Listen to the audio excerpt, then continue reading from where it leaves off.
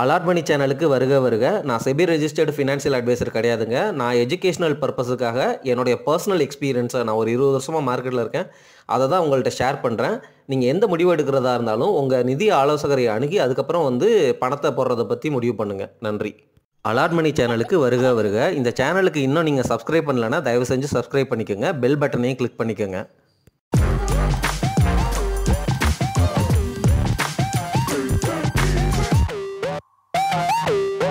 அனைவருக்கும் வணக்கம். Market crash ஆக போகுதா? இப்போ தானப்பா 20% உடஞ்சி அதுக்கப்புறம் கொஞ்சம் மேலே வந்துட்டு கன்சாலிடேட் ஆகிட்டுருக்கு. மறுபடியும் மார்க்கெட் கிராஷ் ஆக போகுது அப்படிங்கிற குண்டை தூக்கி போடாத அப்படின்னு என்னை கேட்காதீங்க. எனக்கு பேக் ஆஃப் த மைண்டில் ஒரு தாட்டு ஓடிக்கிட்டே இருக்குது. அது மார்க்கெட் கிராஷ் பற்றிய தாட்டு. அது ஏன் நிகழலாம், நான் ஏன் அப்படி நினைக்கிறேன் அப்படிங்கிற ஒரு விஷயத்தை உங்ககிட்ட ஷேர் பண்ண போகிறேன். இதை ஸ்பெக்குலேஷனாக எடுத்துக்கிறதுனா எடுத்துக்கங்க. இதில் எந்தவித அறிவுபூர்வமான அல்லது டேட்டா ரிலேட்டட் பாயிண்ட்ஸ் இல்லை. எனக்கு தெரிஞ்ச இன்புட்ஸை உங்ககிட்ட நான் இந்த விதத்தில் ப்ரெசன்ட் பண்ணுறேன். இதை நீங்கள் உணர்ந்து கொள்ளுங்கள். இதில் இருந்தும் நீங்கள் நிறைய பாடம் கற்றுக்கலாம். அதுக்காக தான் இந்த வீடியோ பதிவு. சரி, மார்க்கெட் கிராஷ் ஆக போகுதுன்னு சொல்கிறியே, அதுக்கு காரணங்கள் என்ன அப்படின்னு தானே கேட்குறீங்க. அதையெல்லாம் ஒவ்வொன்றும் நான் உங்ககிட்ட காட்ட போகிறேன். பட் இருந்தாலும் சில ஜென்ரிக் தாட்ஸை சொல்லிடுறேன். நம்ம சேனலில் தொடர்ந்து நம்ம சொல்லிக்கிட்டே வர்றோம். என்ன சொல்லிட்டு வர்றோம்?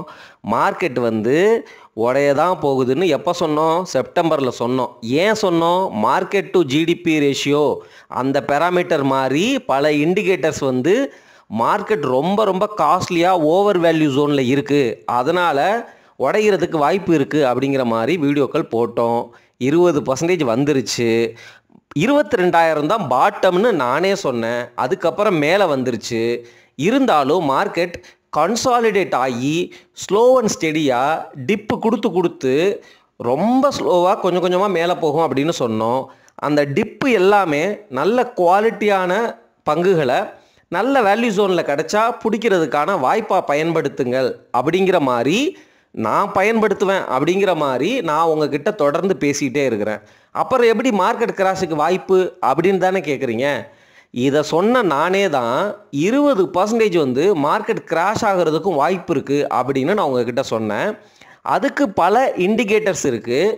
உதாரணமாக ஒரு பியர் மார்க்கெட்டில் பல ஃபேஸஸ் இருக்கும். என்னென்னா, ஃபஸ்ட்டு மார்க்கெட் பயங்கரமாக ஒரு யூஃபோரிக் ஸ்டேஜில் புல் மார்க்கெட்டில் மேலே போயிடும். சரிங்களா? அதாவது வேல்யூவேஷன் பயங்கரமாக ஸ்ட்ரெச் ஆயிரும்.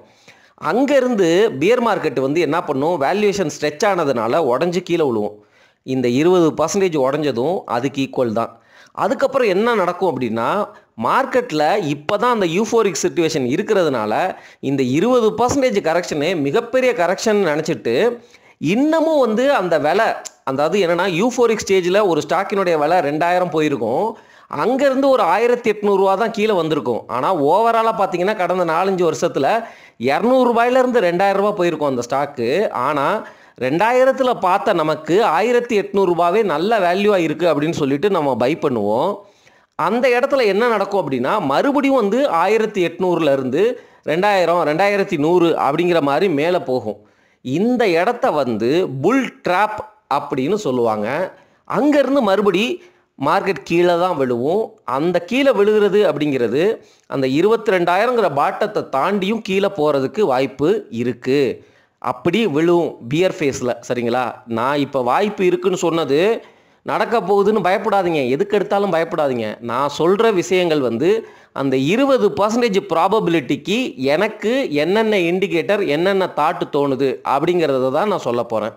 ஒன்று, இந்த புல் ட்ராப் ஃபேஸில் நம்ம இருக்கிறோமோ அப்படிங்கிற சந்தேகம். சரிங்களா? தொடர்ந்து பேசுகிறேன், கேளுங்க. நம்ம மார்க்கெட்டுக்கு மேக்ரோ இண்டிகேட்டர்ஸ் நிறைய பாசிட்டிவாக இருக்குதுன்னு நானே பேசியிருக்கிறேன். இன்ஃப்ளேஷன் கம்மியாக இருக்குது, ஆர்பிஐ பயங்கரமாக ரேட் கட் பண்ணிட்டாங்க, க்ரோத்தை ஃபோக்கஸ் பண்ணுறாங்க, மான்சூன் நல்லா இருக்க போகுது, அதே சமயம் ஃபிஸ்கல் டெஃபிசிட், நம்ம நாட்டினுடைய ஃபிஸ்கல் டெஃபிசிட் கண்ட்ரோலில் இருக்குது, ஆர்பிஐ பயங்கரமான டிவிடெண்டை கொடுத்துருக்குறாங்க, நம்ம எமர்ஜிங் மார்க்கெட்டாக இருக்கிறோம், ட்ரேட் வாரில் சைனாவை விட நமக்கு பாசிட்டிவான விஷயங்கள் நடக்கலாம். இப்படி பேசினாலும் நம்மளுடைய ஜிடிபி growth அப்படிங்கிறது 6.5% தான் இருக்க போகுது இந்த வருஷம். போன வருஷத்துக்கு முந்தின வருஷம்லாம் வந்து பார்த்தீங்க அப்படின்னா நல்ல growth இருந்துச்சு. அதாவது கொரோனாவுக்கு அப்புறம் 2-3 வருஷங்கள் வந்து பயங்கரமான growth 8-9% growth. அது பென்டப் டிமாண்ட்னால வந்த growth. சரிங்களா? இப்போ இது கூட சேர்ந்து growth கம்மியாகுது அப்படிங்கிறது ஒரு நெகட்டிவ் விஷயம். அதே சமயம் உலகத்தில் நம்ம யூஎஸ் மார்க்கெட்டை தான் ஹெவியாக டிபெண்ட் ஆகி இருக்கிறோம். யூஎஸில் ட்ரேடு வாரு, ரெசஷன் ஃபியரு, அது மட்டும் இல்லாமல் ஜப்பான் சென்ட்ரல் பேங்க்கு அவங்களுடைய இன்ட்ரெஸ்ட் ரேட்டை ஏற்றுறதுனால ஜப்பானில் இதுவரைக்கும் உலகம் ஃபுல்லாக ஃப்ரீயாக ஃப்ளோட்டான ஈஸி மணி இப்போ வந்து ஈஸி மணியாக இல்லை. இது வரைக்கும் யாரெல்லாம் லோன் எடுத்து இன்வெஸ்ட் பண்ணியிருந்தாங்களோ அவங்கெல்லாம் வந்து திருப்பி லோனை ரீபே பண்ணணும், கஷ்டத்துக்கு உள்ளாவாங்க. அதனால் அந்த மணியை விட்ரா பண்ணுவாங்க யூஎஸ் மார்க்கெட்லேருந்து. இது என் கேரி ட்ரேடு. இதை பற்றி நம்ம ஆல்ரெடி முன்னாடியே வீடியோ போட்டுட்டோம். ஜப்பான் மார்க்கெட்டில் என்ன நடக்குது அப்படிங்கிறதையும் அது யூஎஸ் மார்க்கெட்டில் எப்படி இம்பேக்ட் பண்ணும் அப்படிங்கிறதையும். ஸோ மேக்ரோ லெவலில் யூஎஸ் மார்க்கெட்டு ஓவர் வேல்யூவேஷனாக இருக்குது. இன்ஃப்ளேஷன் என்ன தான் குறையிற ட்ரெண்டில் இருந்தாலும் இன்ஃப்ளேஷன் அவங்க நாட்டுக்கு இது அதிகம்தான். யூஎஸில் பாண்டு மார்க்கெட் வேறு வந்து ப்ராபலத்தில் இருக்குது. ஏன்னா ஈல்டு வந்து ரொம்ப ஜாஸ்தியாக இருக்குது. எஃப்ஐஐஸ் எல்லாம் மற்ற நாட்டு மார்க்கெட்லேருந்து காசு ஆல்ரெடி உருவிட்டாங்க. ஒன்று சொல்கிறேன் நண்பர்களே, எஃப்ஐஐஸ் எப்பெல்லாம் காசை மற்ற மார்க்கெட்லேருந்து எடுக்கிறாங்களோ அப்போல்லாம் மார்க்கெட் கிராஷ் ஆகி விழும் எமர்ஜிங் மார்க்கெட்டில். இது இந்த தடவையும் நடந்திருக்கணும். ஆனால் இந்த தடவை நடக்கலை. காரணம் நம்மளுடைய டிஐஸ் வரலாறு காணாத அளவுக்கு தடவையாக ஏகப்பட்ட டிமேட் கணக்குகள் ஓப்பன் பண்ணி எங்கெங்கெல்லாமோ இருந்து இந்தியாவினுடைய மூலை முடுக்கிலிருந்து பணம் வந்து குமிஞ்சு நம்மளுடைய மார்க்கெட்டை தூக்கி பிடிச்சிட்ருக்குறோம். அதே போல் கவர்மெண்ட்டும் இபிஎஃப்ஓ பணத்தை வந்து ஸ்டாக் மார்க்கெட்டில் இன்வெஸ்ட் பண்ணுறாங்க. எல்ஐசி பயங்கரமாக உள்ளே போடுறாங்க. ஸோ இந்த மாதிரி விஷயங்கள் நடந்துக்கிட்டு இருக்குது. இது கூட சேர்த்து இந்த சார்ட்டை பாருங்கள், உங்களுக்கே புரிஞ்சிடும். இந்த சார்ட் அப்படிங்கிறது நம்மளுடைய ஜிடிபி அந்த அமௌண்ட் இருக்குது பார்த்தீங்களா. இப்போ நம்ம சொல்கிறோம்ல $4.5 ட்ரில்லியன் நம்ம வந்து ஜப்பானை பீட் பண்ணிவிட்டு 4வது இடத்துக்கு போயிட்டோம், ஜெர்மனியை பீட் பண்ணிவிட்டு 4வது இடத்துக்கு போயிட்டோம் அப்படிங்கிற மாதிரிலாம் வந்து நியூஸ் படிச்சிருப்பீங்கல்ல. எனக்கு எக்ஸாக்டாக ஞாபகம் இல்லை, நான் அதை பற்றியும் வீடியோக்கள் ஆல்ரெடி போட்டேன். நம்ம 4வது பொருளாதாரமாக ஆயிட்டோம், அதுவும் வந்து US டாலர் மதிப்பில் அப்படின்னு. இப்போது இந்த ஃபஸ்ட்டு ஏரோ போட்டிருக்கேன் பார்த்தீங்களா, லெஃப்ட்லேருந்து 2010க்கு முன்னாடி ஒரு ஏரோ போட்டிருக்கேன். அது எந்த வருஷம் அப்படின்னா 2008. அந்த வருஷத்தினுடைய கிராஃப் ஜிடிபியை பாருங்கள், கரெக்டாக முந்தின வருஷத்தை விட கொஞ்சம் கம்மியாக இருக்குது.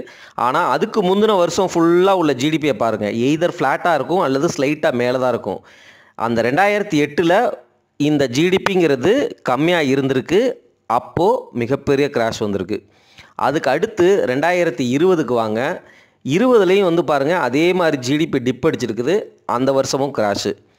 அதுக்கப்புறம் இப்போ 4 வருஷமாக தொடர்ந்து நம்ம வந்து சார்ட் வந்து பார்த்திங்கன்னா இந்த மற்ற இருக்க 3 அந்த பார் இருக்குல்ல, அது 2021, 2022, 2023க்கான பார், 2024, இப்போ 2025. சரிங்களா? ஸோ கிட்டத்தட்ட 4 பார் வந்து ஒரு மாதிரி வந்து பாசிட்டிவ் ஆங்கிள்லே போயிட்டு இப்போ தான் வந்து நமக்கு ஜிடிபி ஃபோர்காஸ்ட் பிரகாரம் குறையுது அப்படிங்கிறத அந்த இண்டிகேட்டர் நமக்கு வருது. விச் மீன்ஸ் இப்போ கரண்ட் ஃபினான்சியல் இயருக்கு அந்த பார் அப்படிங்கிறது குறைய தான் போகுது. ஸோ இந்த இண்டிகேட்டரை பேஸ் பண்ணும்பொழுது இந்த வருஷம் எதுவும் கிராஷ் வரலாமோ அப்படிங்கிற தாட்டு நமக்கு தோணுது. ஆனால் 20% கிராஷு ஆல்ரெடி வந்துருச்சு. ஸோ விச் மீன்ஸ் அந்த பாரு 20% கிராஷை ஆல்ரெடி கொடுத்துருச்சு. இங்கே இருந்து கீழே போகுமா அப்படிங்கிற தாட்டும் எனக்குள்ளே எழுது. ஏன்னா 20% கிராஷு முடிஞ்சிருச்சு, அதனால் அந்த பார் ஓகே அப்படின்னு எடுத்துக்கலாம். அல்லது இன்னமும் வந்து கீழே போக போகுதா, அந்த மாதிரி தாட் ப்ராசஸும் இருக்குது. அதுக்கான காரணத்தையும் வந்து நான் முன்னாடியே பேசிகிட்டே இருக்கிறேன். நம்ம மார்க்கெட் ரொம்ப எக்ஸ்பென்சிவாகவே இருக்குது அப்படின்னு சொல்லிட்டு. நம்ம இது வரைக்கும் பண்ண ப்ரெடிக்ஷன்ஸ் எல்லாமே கரெக்டாக போயிட்டுருக்கு நண்பர்களே. நீங்கள் கவனிச்சிங்களா இல்லையான்னு தெரில. ஒரு காலத்தில் இந்த லார்ஜ் கேப் ப்ளூ சிப் பங்குகளை எல்லாம் விற்று எஃப்ஐஐஸ் வெளியேறினாங்க. நான் அப்போ சொன்னேன், மிட் கேப்பும் ஸ்மால் கேப்பும் வேல்யூவேஷன் ஜோன் அதிகமாக இருக்குது, தயவு செஞ்சு லார்ஜ் கேப்புக்கு மூவ் ஆகிக்கங்க. மார்க்கெட் உடஞ்சாலும் இந்த மாதிரி பங்குகள் 30-35% தான் உடையும், அதுக்கு கீழெல்லாம் உடையாது. ஆல்ரெடி எஃப்ஐஎஸ் விற்றதுனால ஆல்ரெடி கரெக்டாகி வேறு இருக்குது. இது ஒரு அரிய வாய்ப்புன்னு ரொம்ப நாளாக கூவிட்டே இருக்கிறேன். சரிங்களா? இப்போ என்ன நடக்குதுங்கிறத நீங்கள் அப்சர்வ் பண்ணிங்களா? நான் முன்னாடியே ஒரு வீடியோவில் கூட சொன்னேன், எப்போ வந்து இந்த லார்ஜ் கேப் ப்ளூ சிப் பங்குகள் மேலே போகும் அப்படின்னு கேட்டுட்டு அதுக்கு பதிலை வந்து எஃப்ஐஎஸ் திருப்பி உள்ளே வருவாங்க, அப்போது இந்த பங்குகள்லாம் மேலே ஏறும்னு சொன்னேன். எஃப்ஐஎஸ் வந்து இப்போ உள்ளே வந்துகிட்டு இருக்கிறாங்க. அதனால் அந்த பங்குகள்லாம் விலை ஏறுது. ஆனால் திருப்பி சொல்கிறேன், இதே லார்ஜ் கேப் ப்ளூ சிப் பங்குகளில் வேல்யூவேஷன் ஜோனில் இன்னமும் அதிகமாக இருக்கிற செக்டர்ஸ், இன்னமும் வந்து விலை குறையவே ஆகாத ஸ்டாக்ஸ் எல்லாம் நிறைய இருக்குது. அவங்கெல்லாம் கண்டிப்பாக வந்து கரெக்ட் ஆவாங்க.